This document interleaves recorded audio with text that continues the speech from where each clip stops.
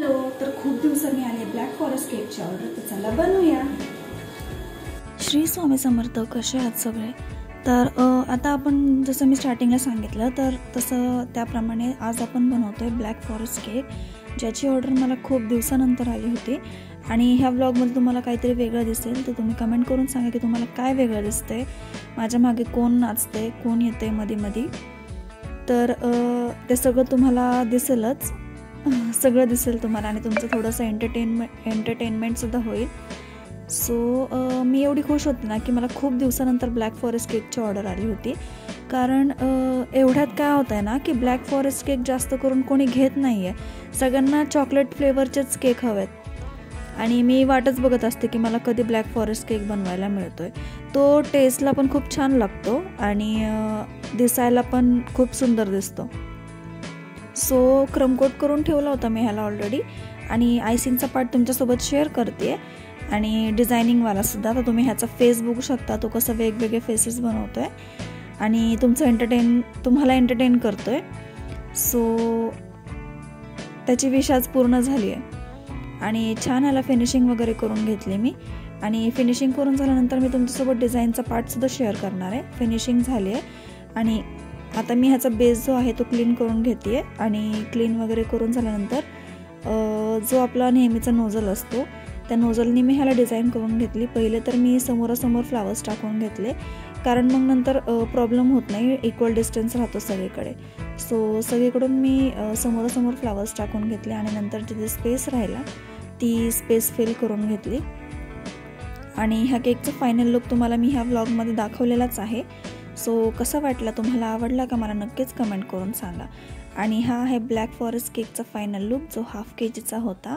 किती सुंदर दिसतो आहे ना, चॉकलेट केकपेक्षा पण सुंदर दिसतो हा केक। तर कसं वाटलं नक्कीच सांगा। आणि आणखीन एक ऑर्डर होती मला, हाफ केजीचा केक होता, पण कस्टमरला हाफ केजीमध्ये आणि हार्ट शेपमध्ये हवा होता। सो हा केक मी रात्रीच रेडी करून ठेवला होता। रात्री 12 वाजले होते मला हा केक पूर्ण करायला, 12-12:30 तरी झाले असतील, त्याच्या पण पुढे गेलं असेल मला असं वाटते, कारण मी थोडंसं लेटच बनवायला घेतला। मी रात्री, म्हणजे तुम्हाला प्रश्न पडला असेल की हिला म्हणजे ही रात्री का केक करून ठेवला, तर मी रात्री ह्यासाठी करून ठेवला होता केक, कारण नेक्स्ट डे कस्टमरला सकाळी 9 वाजताच मॉर्निंगला केक हवा होता। आणि हा केक तुम्हाला म्हणजे लास्टला कळेलच की हा केक किती डिफिकल्ट होता, जो मला एवढ्या सकाळी उठून पण जमला नसता, आणि जरी जमलं असतं, बनवला असता मी, तर तो प्रॉपरली सेट नसता झाला। आणि केक जेवढाच छान सेट होईल ना तेवढा तो टेस्टला पण छान लागतो आणि केकला लुकसुद्धा छान येतो, फिनिशिंग पण छान येते। सो मी असं ठरवलं की मी हा केक रात्रीच करून ठेवते, कारण ह्या केकमध्ये ना खूप अशी बारीक बारीक डिझाईन होती, म्हणजे विंटेज केकच होता हा, पण खूप जास्त बारीक डिझाईन होती। 2-3 टाईपचे नोझल्स यूज करायचे होते आणि क्रीम पण 2 टाईपमध्ये यूज करायची होती मला, डार्क आणि लाईटमध्ये। सो खूप वेळ गेला मला हा केक करण्यासाठी, आणि ह्याचा फायनल आउटपुटसुद्धा मी तुम्हाला दाखवलेलाच आहे। एवढा वेळ घालून फायनल आउटपुट छान आला ना की खरंच खूप छान वाटतं। आणि कस्टमरला तर खूप आवडला केक, म्हणजे ते अजूनपर्यंत मला सांगतात की त्या दिवशीचा केक खरंच खूप छान होता। आणि हा केक माझ्या फ्रेंडच्या, जी माझी बेस्ट फ्रेंड आहे तिच्या ओळखीने मला ही ऑर्डर आली होती, आणि चॉकलेट फ्लेवरमध्ये होता हा केक। तर खरंच खूप सुंदर झाला आहे हा केक, तुम्हालाही आवडेलच। आणि तुम्ही जर आपल्या चॅनलला अजून सबस्क्राईब नसेल केलं तर प्लीज सबस्क्राईब करा, सबस्क्राईब करायला विसरू नका आणि असंच सपोर्ट करत राहा। तर पहिले तर मी आता 2 टाईपचे नोझल यूज केलेत, आणि हा जो आत्ता मी नोझल यूज करते थर्डवाला, ज्याने असे छान वेव्स येतात तो लीफचा नोझल आहे, कारण मला वेव्स दाखवायचे होते, माझ्याकडे दुसरा ऑप्शन नव्हता। आणि कस्टमरने जसं मला इमेज सेंड केला होता तसा सेम टू सेम केक कस्टमरला हवा होता, आणि कस्टमरचे रिक्वायरमेंट्स पूर्ण करणं हेच एक होम बेकरचं काम असतं। सो तुम्ही बघताय की मी कसं म्हणजे माझं डोकं यूज केलं आणि वेव्स दिसेल असं तिथे म्हणजे लीफचं नोझल यूज केलं आहे। सो छानशी डिझाईन करून घेतली आहे मी ह्याला वरतून, आणि आता बॉटमलाही तेच करते आहे मी। पहिले तर नोझल वेगळं, म्हणजे जे मोदकचं नोझल असतं ना त्याचं हाफवालं पण नोझल भेटतं, तर त्या नोझलने मी एकदम बॉटमची डिझाईन करून घेतली आहे, ती पण थोडंसं डार्क पिंकने। आणि त्याच्यावरती अजून एक लेअर येणार होता जो लाईट पिंकने येणार होता, तो सुद्धा मी तुम्हाला दाखवणार आहे। तर तो मला म्हणजे तिथे डिझाईन करायला थोडासा प्रॉब्लेम येत होता, सो मी असं फ्रंट साईडने हँड घेऊन करते आहे। तर सारखे सारखे नोझल चेंज करावे लागत होते मला ह्या केकसाठी, आणि खरंच म्हणजे खूप सुंदर हा केक झाला होता. तुम्हाला सुद्धा नक्कीच आवडेल आणि तुम्ही मला प्लीज कमेंट करून सांगा की तुम्हाला हा केक आवडला आहे का. आणि तुम्ही अजून पण बेल आयकॉनवर सुद्धा क्लिक नसेल केलं तर प्लीज बेल आयकॉनवर सुद्धा क्लिक करून ठेवा. चॅनलला सबस्क्राईब करा, भरपूर सपोर्ट करा, असेच छान छान कमेंट्स करत राहा. आणि जसं मी तुम्हाला सांगितलं की आपल्याला दिवाळीपर्यंत 500 सबस्क्रायबर्स कंप्लीट करायचे आहेत. सो प्लीज सपोर्ट करत राहा. लवकरात लवकर 500 सबस्क्रायबर्स कंप्लीट करूयात आणि अजून खूप सारे न्यू डिझाईनचे केकसुद्धा एन्जॉय करूयात आणि ते तुमच्यासोबत शेअर होत राहतीलच. आणि मी तुम्हाला गॅरंटी देते की तुमच्यासोबत म्हणजे तुम्हाला एंटरटेन होईल असं मी सगळं तुमच्यासोबत शेअर करत राहील. आणि सपोर्ट करण्यासाठी खरंच खूप खूप थँक्यू. तर तुम्ही बघताय की आता ही डिझाईन झाली आहे, सेकंड रोसुद्धा झाली आहे. तर त्याच्यावरती ज्या नोझलनी मी नेम टाकते ना, 0वाला नोझल असतो, त्या नोझलनी मी ह्या लाईन्स ड्रॉ केल्या आहेत ज्या अशा हाफ सर्कलमध्ये मला करायच्या होत्या. त्या मी डार्क पिंकने केल्यात. त्या करून मला त्यांच्या जे मध्ये आहे ते डबल करायचं होतं. मला एक सिंगल आणि त्याच्या खालून एक आणखीन एक करायचं होतं.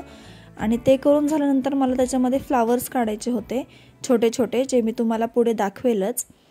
आणि ह्या केकचा मी फायनल लुकसुद्धा दाखवला आहे तुम्हाला. ह्या केक मेजर करूनसुद्धा दाखवला आहे आणि ह्याचे इमेजेससुद्धा मी दाखवले आहेत. तर तुम्हाला हा केक आवडला आहे का मला प्लीज कमेंट करून सांगा. ब्लॅक फॉरेस्ट आणि हा चॉकलेट विंटेज केकमधला तुम्हाला सगळ्यात जास्त कोणता आवडला आहे मला प्लीज सांगा.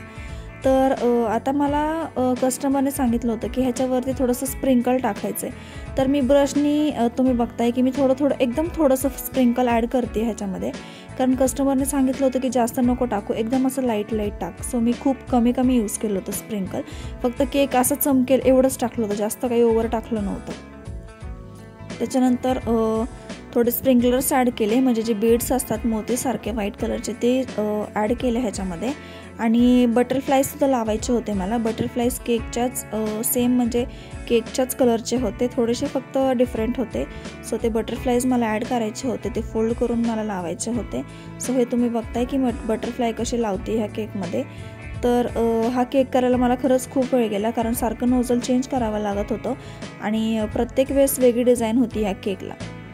आणि एवढी मेहनत करून केकचा फायनल लुकसुद्धा खूप सुंदर आला आहे. फोटोज वगैरे मी मॉर्निंगलाच काढून घेतले आणि कारण रात्रीचे इमेजेस एवढे नीट नसते आले. सो मी असं ठरवलं की रात्रभर सेट होऊन दे छान आणि सकाळी आपण ह्याचं फोटोशूट करूया. तो मी सकाळी याचं फोटोशूट वगैरे केलं आणि नंतर कस्टमर येऊन केक घेऊन गेले. कारण डिलिव्हरी करायची असेल तर मी डिलिव्हरीचे चार्जेसही लावते. आणि कारण मला छोट्या केकसाठी डिलिव्हरी करायला परवडत नाही. जर केक 2 kg किंवा 1.5 kgच्या वरती असेल ना, तर मी डिलिव्हरी चार्जेस लावून केक डिलिव्हर करते. आणि जर त्याच्या खाली केक असेल तर ते कस्टमरला सुद्धा प्रॉफिटेबल होत नाही आणि मला तर होतच नाही, कारण मला तेवढा टाईम द्यावा लागतो ना डिलिव्हरीसाठी. तर हा केक आपला रेडी झालेला आहे आणि हा आहे त्या केकचा फायनल लुक. तर तुम्ही बघताय की हाईट वगैरे फिनिशिंग वगैरे सगळं एकदम परफेक्ट झाले आणि किती सुंदर दिसतोय हा केक. आणि कलर कॉम्बिनेशनसुद्धा तुम्ही बघू शकता. तर आता आपण हा मेजर करून बघूया. तर हा 1/2 kgचा केक होता आणि तुम्ही बघताय की हा 1/2 kgच्या थोडासा वरती गेला आहे, कारण चॉकलेट केक म्हणले की थोडासा हा वरती होतोच.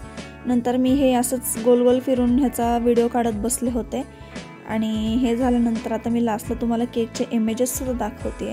तर हे आहेत ते इमेजेस. कसा वाटला तुम्हाला नक्कीच सांगा आणि आवडला असेल तर प्लीज सबस्क्राईब करा.